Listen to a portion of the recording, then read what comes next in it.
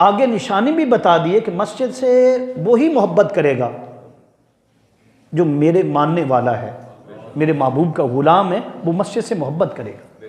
ये है कुरान पाक की आयत मुक़द्दसा सूरह अत-तौबा में। अब याद रख लें कि मस्जिद, मैंने कहा कि अल्लाह का हुक्म है, कुरान पाक में 28 मरतबा आया है। कितनी मरतबा जी?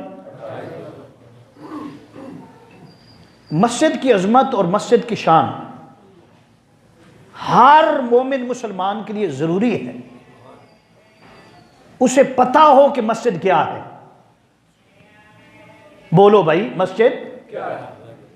जब किसी चीज़ का पता नहीं होता, उसकी क्वालिटी का पता नहीं होता,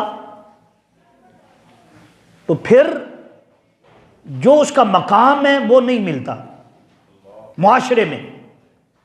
तो जब मकाम नहीं मिलता तो वो चीज़ क्या हो जाती है? बोले भाई